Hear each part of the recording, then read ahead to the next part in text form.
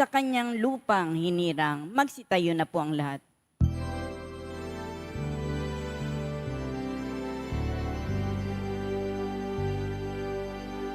Hallelujah, Hallelujah,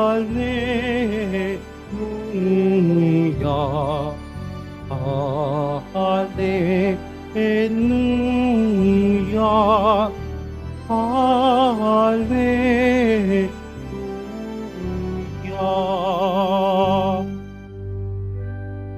Ang Diyos ay makahari na, talikdan ng tanang sala, manalig sa balita niya. Hallelujah, Hallelujah, Hallelujah, Hallelujah.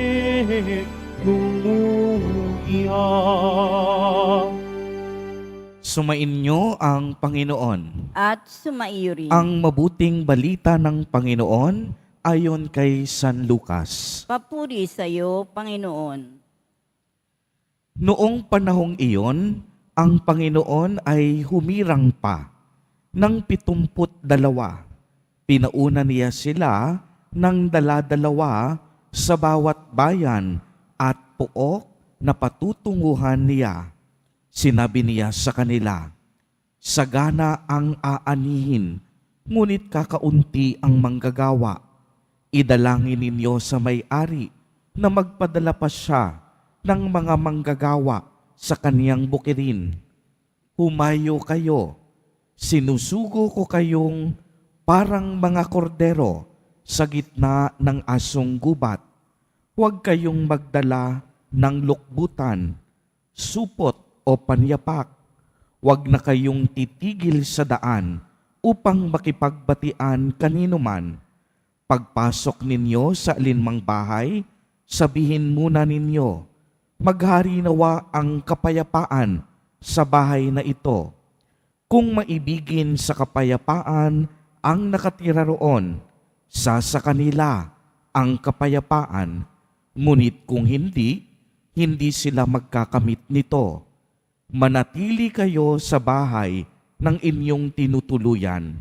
Kanin ninyo at inumin ang anumang idulot sa inyo, sapagkat ang manggagawa ay may karapatang tumanggap ng kaniyang upa. Huwag kayong magpalipat-lipat ng bahay. Kapag tinanggap kayo sa alinmang bayan, kanin ninyo ang anumang ihain sa inyo. Pagalingin ninyo ang mga may sakit doon at sabihin sa bayan, nalalapit na ang paghahari ng Diyos sa inyo. Ngunit sa alinmang bayang hindi tumanggap sa inyo, lumabas kayo sa mga lansangan nito at sabihin ninyo, pati ang alikabok dito na dumikit sa aming mga paa ay ipinapagpag namin bilang babala sa inyo. Ngunit pakatandaan ninyong nalapit na sa inyo ang paghahari ng Diyos. Sinasabi ko sa inyo, sa araw ng paghukom ay higit na mabigat ang kaparusahan ng mga tao sa bayang yaon kaysa dinanas ng mga taga-Sodoma. Ang mabuting balita ng Panginoon. Pinupuri ka namin, Panginoong Hesukristo. Magsiupo muna ang lahat. Sa lahat po ng ating mga taga-subaybay sa iba't ibang online platforms at sa lahat ng ating mga kadiboto sa iba't ibang panig ng Pilipinas at maging sa buong mundo kung saan tayo ay naaabot ngayon ng ating live streaming. Mapayapang gabi din po sa inyong lahat. Purihin at dakilain natin ang ating Panginoon, ang mahal na poong Jesus Nazareno.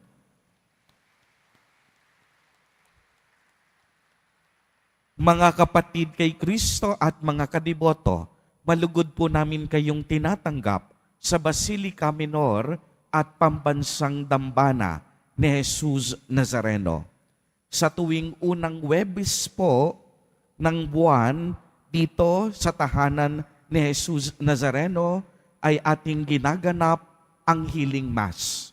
Kaya kasama po sa ating mga panalangin at intensyon ang mga kapatid, mga kamag-anak at mga kapamilya nating may sakit at may matinding karamdaman. Maaaring nandito sa loob ng simbahan, sa ating mga online viewers at sa lahat ng mga taong malapit sa ating puso na nakakadanas ng iba't ibang sakit at karamdaman. Ang ating panalangin ay ang kanilang dagliang paghilom at kagalingan. Ang ebanghelyo po natin sa araw na ito ay tungkol sa pagsusugo ni Jesus Nazareno sa 72 pang mga alagad. At kung inyong mapapansin, ang pagsusugo ni Jesus Nazareno ay ang tinatawag nating misyon. Kapag pinag-usapan ang salitang misyon, ang unang papasok sa ating isip dapat ay ang Diyos mismo, sapagkat ang Diyos ang unang misyonero. Tayo pong lahat ay nakikibahagi lamang sa gawaing misyon ng Diyos. Uulitin ko po, tayo pong lahat nakikibahagi lamang sa gawaing misyon ng Diyos. Hindi pa nililikha ang tao. Ang Diyos, ginaganap na niya ang kaniyang misyon sa paglikha ng sandaigdigan. Wala pang tao sa mundo, ang Diyos nagmimisyon na. Kaya nga pag sinabing misyon, ang misyon nakapaloob sa Diyos. At ang pagsusugo ni Jesus Nazareno ay isang mabisang palatandaan na tayong lahat isinugo ng Diyos. Sa bisa ng ating binyag, tayo ay nakikibahagi sa mga gawaing misyon ng ating Panginoong Hesukristo. Sapagkat nung tayo'y binyagan, nakibahagi tayo sa misyon ng kaniyang pagiging pari, hari, at propeta. Uulitin ko po, 3 mahahalagang misyon na ating ginaganap bilang pagtugon at pakikibahagi sa misyong ginanap at ginampanan ni Jesus Nazareno. Ang pagiging hari, pari, at propeta. Sa paanong paraan tayo nagiging propeta? Kung tayo'y nagpapahayag at ipinapalaganap natin ang mabuting balita ng Panginoon, tayo ay nagiging propeta. Sapagkat ang pagpapahayag ng salita ng Diyos ay hindi lamang responsibilidad ng mga pari at relihiyoso. Sa bisa ng ating binyag, ipinunla na ng Diyos sa ating mga puso ang diwa ng pagmimisyon. Kaya hindi natin pwedeng sabihin na sino mang nabinyagan sa pangalan ni Jesus ay walang tungkulin ipalaganap ang mabuting balita ng kaligtasan. Bawat isa sa atin may kapangyarihang ipinagkaloob na ng Diyos nung tayo'y mga bata pa upang ipalaganap at ibahagi ang mabuting balita ng kaligtasan saan man sa mundo. Alam niyo po, napakalaki pa ng gawaing misyon ng Diyos. Bilyong-bilyong tao sa mundo, hindi pa kilala ang salitang Kristo. bilyon-bilyong tao sa Diyos, hindi pa tinatanggap si Jesus Nazareno bilang kanilang Panginoon at tagapagligtas. Kaya nga ang hamon sa atin, mas pagtibayin natin ang ating tungkulin at responsibilidad na makibahagi sa pagpapalaganap ng mabuting balita ng kaligtasan. Sa paanong paraan naman tayo nagiging hari? Tayo ay nagiging hari tulad ng isang tunay na hari. Dapat marunong tayong magkawang gawa at tumulong sa kapwa. Bilang hari, ang tunay na hari hindi nakaupo sa luklukan. Ang tunay na hari, ipinadama sa atin ni Jesus Nazareno. Si Jesus Nazareno, bagamat tunay na Diyos, hindi nagpilit maging kapantay ng Diyos. Subalit anong ginawa niya? Hinubad niya ang lahat ng katangian ng pagiging Diyos at namuhay na parang isang alipin. Dahil si Jesus Nazareno, na tunay na hari, naglingkod sa bawat isa sa atin. Kaya ang ating pagiging hari, ito ay ating maipapamalas sa pamamagitan ng ating pagkakawang gawa at pagmamalasakit sa ating kapwa. Ang tunay na hari, marunong maglingkod kahit sa pinakamaliit at pinakaaba nating kapatid. At pangatlo, ang misyong pakikibahagi sa pagiging pari ni Jesus Nazareno. Sa paanong paraan makakatulong at makikibahagi tayo sa misyon ng pagiging pari. Ang responsibilidad natin bilang mga tao, ang responsibilidad natin sa loob ng ating pamilya, sa loob ng ating komunidad, sa loob ng ating bansa, at sa loob ng ating bayan, kapag ginanap nating mabuti, tayo ay nakikibahagi sa pagiging pari o leader ni Jesus Nazareno. Sa gayong paraan, tayo ay nagiging huwaran sa mga mas nakakabatang henerasyon sa atin. Mahalaga, mahubog natin ang mga kabataan sa mga mabubuting paggawa at pagkilos na nakikita sa atin. Mga kapatid kay Kristo at mga kadiboto, mission flows from the heart of God. Ang pagmimisyon bumubukal sa puso ng Diyos. At isa sa makapangyarihang katangian ng Diyos ay ang kaniyang pagiging misyonero. Kaya nga si Jesus Nazareno ay isang huwarang misyonero. Sa paanong paraan? Si Jesus Nazareno nagpagaling ng mga may sakit.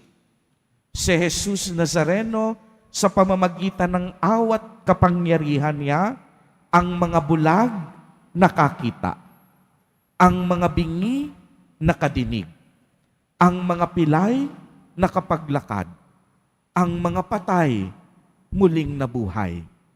Sa ganitong paraan, ipinadadama ng Diyos ang kaniyang pagmamahal sa ating lahat. Kaya nga masasabi natin na dito pa lamang sa lupa, natitikman na natin o nadadama na natin kung ano ang ibig sabihin ng kaligtasan. Kapag tayo'y pinagagaling ng Diyos, kapag tayo'y Kanyang pinapatawad, nadadama natin ang kaligtasang handog sa atin ng Diyos. Kaya nga sa mga sandaling ito, ang Diyos, si Jesus Nazareno, nais din na gumaling ang bawat isa sa atin sa ating mga sakit at karamdaman. Dahil si Jesus Nazareno, mabuti, mapagpatawad, ang tunay na manggagamot. Hangad niya sa mga sandaling ito ang kagalingan ng mga kapatid nating may malubhang karamdaman. Nais ni Jesus Nazareno ang kaganapan sa ating mga buhay. Nais ni Jesus Nazareno na magkaroon ang bawat isa sa atin ng isang ganap, maayos at matiwasay na pamumuhay. Kagaya ng mga ginawa ni Jesus Nazareno nung siya'y pumasok sa ating kasaysayan, ganito din ang nais niyang gawin sa atin, na tayong lahat makaramdam ng tunay na paghilom at kagalingan. Amen. Purihin at dakilain natin ang ating Panginoon, ang mahal na poong Jesus Nazareno. Magsitayo na po ang lahat.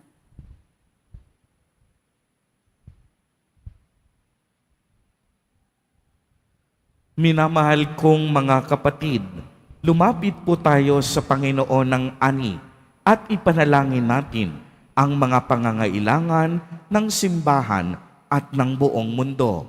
Sa bawat panalangin ang atin pong itutugon, basbasan mo ang aming pagpapagal o Panginoon. Basbasan mo ang aming pagpapagal, O Panginoon. Ang lahat ng sumasampalataya naway maging mulat na tinawag ng Diyos sa pagpapalaganap ng kanyang kaharian ng kapayapaan sa daigdig. Manalangin tayo. Basbasan mo ang aming pagpapagal, O Panginoon. Tayo naway maging mulat sa ating bukasyon na magpahayag ng mabuting balita ng kaligtasan sa ating pamayanan. Manalangin tayo. Basbasan mo ang aming pagpapagal, O Panginoon. Ang mga magsasakang nagbubungkal ng lupa, naway biyayaan ng mabuting panahon at mayamang ani. Manalangin tayo. Basbasan mo ang aming pagpapagal, O Panginoon. Ang mga may sakit at mga nahihirapan sa buhay, naway makilala ang Diyos na nagmamalasakit sa kanila sa pamamagitan ng pag-aaruga ng kanilang mga kapamilya. Manalangin tayo. Basbasan mo ang aming pagpapagal, O Panginoon. Ang mga tapat na yumao na nagpagal sa buhay na ito, naway tumanggap ng makalangit na gantimpala. Manalangin tayo. Basbasan mo ang aming pagpapagal, O Panginoon. Isama din po natin sa ating mga panalangin ang mga kapatid at kadiboto nating nagdiriwang ng kanilang kaarawan sa araw na ito. Ang mga mag-asawang nagdiriwang ng anibersaryo ng kanilang mga kasal, ang mga kaibigan at kamag-anak nating may sakit at may malubhang karamdaman, gayon din ang mga pamilyang nagugutom at walang makain. Naway ingatan, patnubayan, at basbasan silang lagi ni Jesus Nazareno. Manalangin tayo. Basbasan mo ang aming pagpapagal, O Panginoon. Ama naming nasa langit, tulungan mo kaming makilahok ng masaya sa gawaing pagpapahayag ng iyong ebanghelyo sa pamamagitan ng halimbawa na aming ipinapakita sa aming buhay. Hinihiling namin ito sa pamamagitan ni Kristo na aming Panginoon. Amen. Magsiupo muna ang lahat.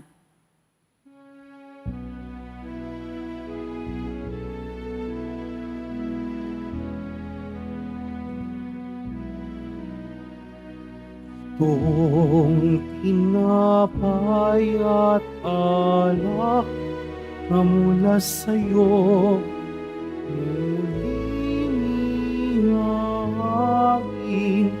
sa kabutihan mo, tunay na tanggapin alay sa'yo.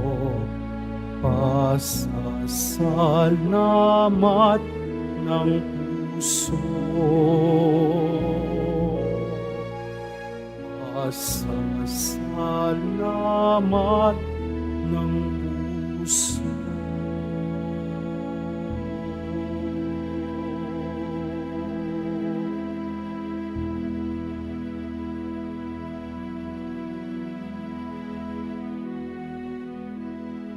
Magsitayo na po ang lahat. Manalangin kayo mga kapatid upang ang paghahain natin ay kalugdan ng Diyos amang makapangyarihan.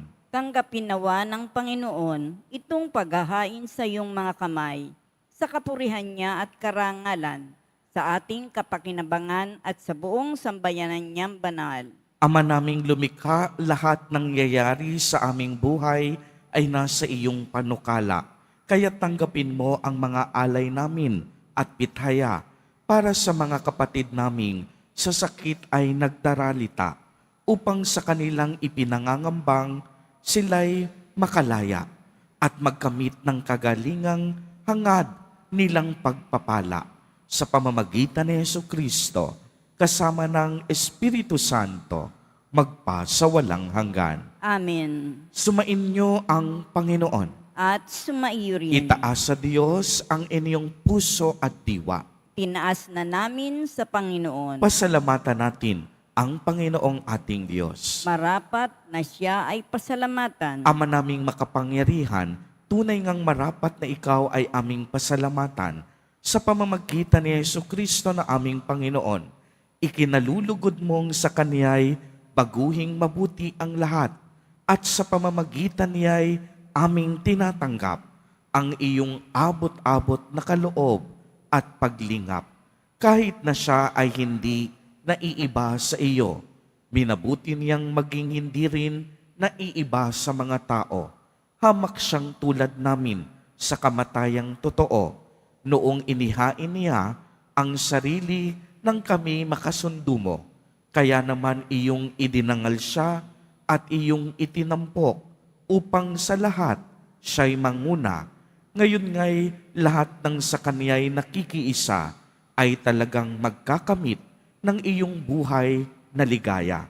Kaya kaisa ng mga anghel na nagsisiawit ng papuri sa iyo, nang walang umpay sa kalangitan, kami nagbubunyi sa iyong kadakilaan. Santo, Santo, Santo, Panginoong Diyos ng mga hukbo, napupuno ang langit at lupa ng kadakilaan mo, o sana sa kaitaasan. Pinagpala ang naparirito sa pangalan ng Panginoon, o sana sa kaitaasan. Magsilud po ang lahat. Ama naming banal, ikaw ang bukal ng tanang kabanalan, kaya't sa pamamagitan ng iyong Espiritu ay gawin mo pong banal ang mga kaloob na ito upang para sa amin ay maging katawan at dugo ng aming Panginoong Hesukristo. Bago niya pinagtiis ang kusang loob na maging handog, hinawakan niya ang tinapay, pinasalamatan kaniya, pinagati-hati niya iyon, iniabot sa kaniyang mga alagad at sinabi, tanggapin ninyong lahat ito at kanin. Ito ang aking katawan na ihahandog para sa inyo.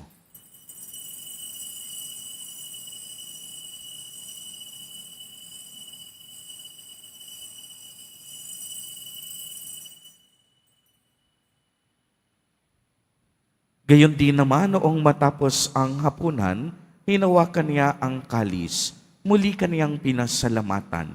Iniabot niya ang kalis sa kaniyang mga alagad at sinabi, tanggapin ninyong lahat ito at inumin. Ito ang kalis ng aking dugo, ng bago at walang hanggang tipan, ang aking dugo na ibubuhos para sa inyo at para sa lahat sa ikapagpapatawad ng mga kasalanan. Gawin ninyo ito sa pag-alaala sa akin.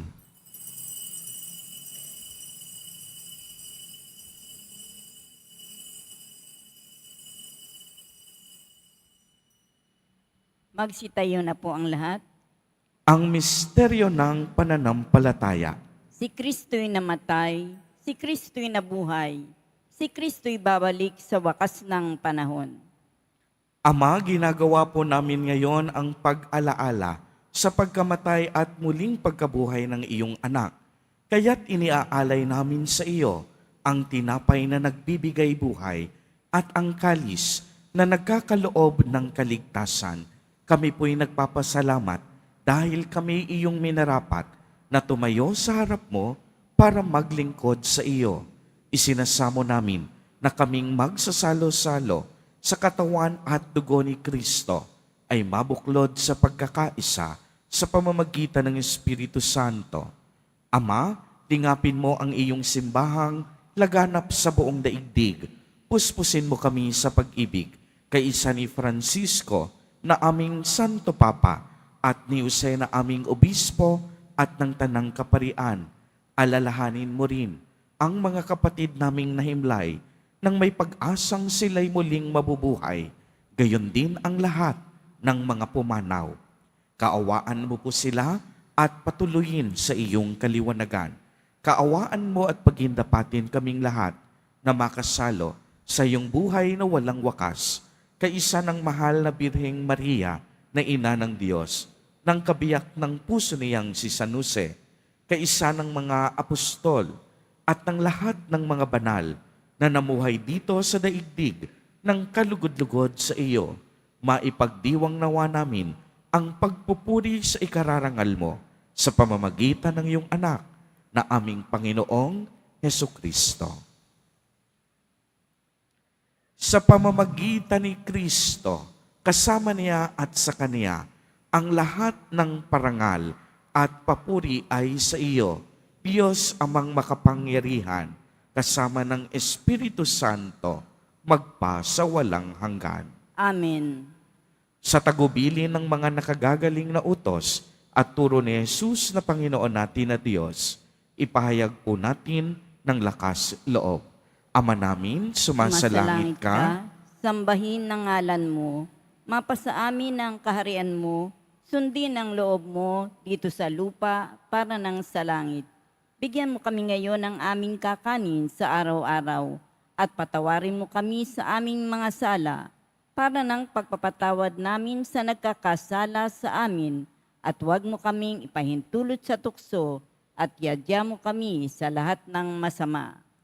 hinihiling po namin na kami iadya sa lahat ng masama, pagkalooban ng kapayapaan araw-araw, iligtas sa kasalanan at ilayo sa lahat ng kapahamakan, samantalang aming pinananabikan ang dakilang araw ng pagpapahayag ng tagapagligtas naming si Hesu Kristo. Sapagkat iyo ang kaharian at ang kapangyarihan at ang kapurihan magpakailanman. Amen. Panginoong Hesukristo, sinabi mo sa iyong mga apostol, kapayapaan ang iniiwan ko sa inyo.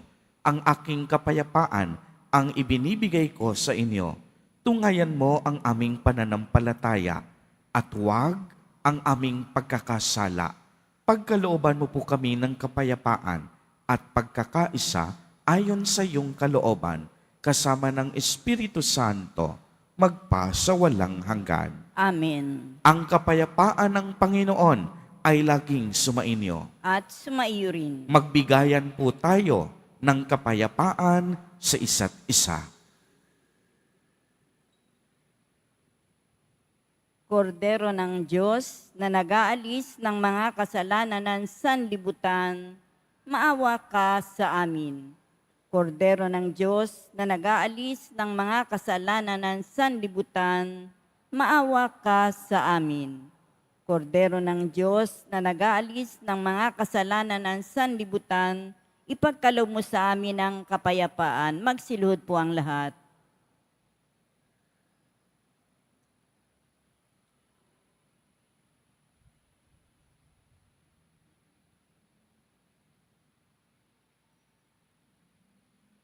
Ito ang kordero ng Diyos. Ito ang nag-aalis ng mga kasalanan ng sanlibutan. Mapalad ang inaanyayahan sa kaniyang piging. Panginoon, hindi ako karapat-dapat na magpatuloy sa iyo, ngunit sa isang salita mo lamang ay gagaling na ako.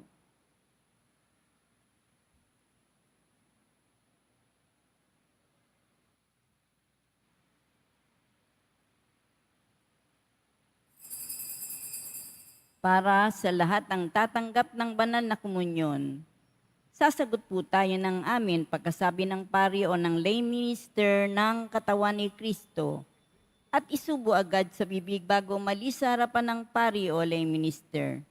Sumunod po tayo.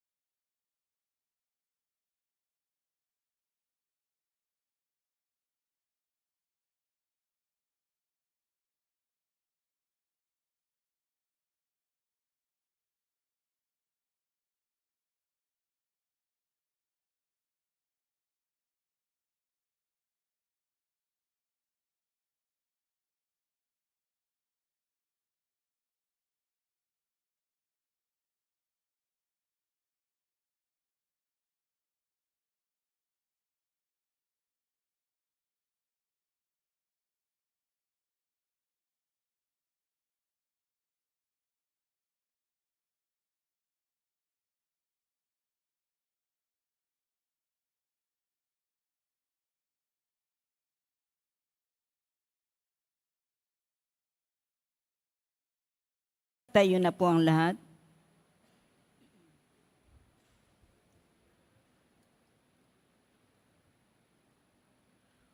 Manalangin tayo.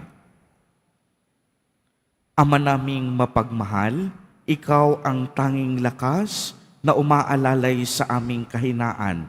Kaya't ipinamalas mo ang iyong pagtulong sa mga may karamdaman upang sa iyong kagandahang loob, sila'y maging dapat magtaglay ng kagalingan para makapisan ng iyong banal na sambayanan sa pamamagitan ni Jesucristo kasama ng Espiritu Santo magpasawalang hanggan. Amen. Bago po ang paggawad ng pagpapala sa langis, ay batiin po muna natin si Father Bongbong dahil siya po ay nagdiriwang ng kanyang 5 taon ng anibersaryo ng pagkapari. Isama po natin siya sa ating mga panalangin, gayon din po ang mga paring nag-concelebrate sa atin sa araw na ito. Sumain niyo ang Panginoon. At sumaiyo rin. Manalangin tayo. O maibiging Diyos Ama, sinugo mo ang iyong anak na si Jesucristo upang ihatid ang iyong pagpapagaling sa mga may sakit. Tinggin mo ang aming panalangin na aming inihahain sa iyo ng may pananampalataya. Suguin mo ang Espiritu Santo na siyang tumutulong sa tao bilang kaibigan. Puspusin nawa ng kaniyang kapangyarihan itong mga langis na iyong nilikha para sa aming kapakanan. Nawa ang iyong pagpapala ay sumapit sa lahat ng mga papahiran ng langis na ito. Naway gumaling sila ayon sa iyong kalooban. Pagpalain mo, O Diyos Ama, para sa aming kapakinabangan. Itong mga langis sa ngalan ng aming Panginoong Jesucristo na nabubuhay at naghaharing kasama mo magpasawalang hanggan. Amen. Sa bisa nitong pagpapahid ng banal na langis at alang-alang sa pag-ibig at awa sa inyo ng Panginoon, tulungan nawa kayo sa pamamagitan ng biyaya ng Espiritu Santo. Amen. Tinubos kayo ng Panginoon mula sa kasalanan, gawaran niya kayo ng kagalingan, lakas, at kaligtasan. Amen. Sumainyo ang Panginoon. at sumairi. Pagbabasbas, mahal na poong Jesus Nazareno, inihayag mo sa pamamagitan ng krus ang walang maliw na pag-ibig ng Diyos sa sangkatauhan. Pakinggan mo ang kahilingan ng iyong angkan na nagsusumamo sa iyo. Makamtanawa nila ang iyong katugunan at tanggapin ang kasagutan na may utang na loob na tinatanaw. Basbasan din po ninyo ang mga daladala nilang mga imahen at dasalan sa pamamagitan ng bendisyon na ito, naway maalala nila ang mga pangako nila noon sa binyag na ikaw ang kanilang iibigin at paglilingkuran bilang Panginoon magpa sa walang hanggan. Amen. At pagpalain po kayong lahat at ng inyong buong pamilya ng makapangyarihang Diyos, Ama, Anak, at Espiritu Santo. Amen. Humayo kayong taglay ang pag-ibig at kapayapaan ng poong Jesus Nazareno. Salamat sa Diyos.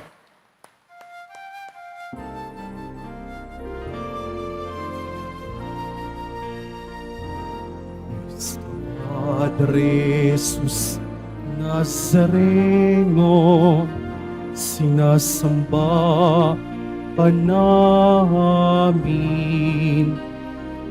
Inipinto ka namin. Aral mo ang aming buhay at kaligtasan. Nuestro Padre Jesus Nazareno, iligtas mo kami sa kasalanan. Ang krus mong pinamatayan ay sagisag ng aming kaligtasan. Nuestro Padre Jesus Nazareno, dinarangal ka namin. Nuestro Padre Jesus Nazareno, inuwalhati ka namin. Nuestro Padre Jesus Nazareno, dinarangal ka namin. Nuestro Padre Jesus Nazareno, inuwalhati ka namin.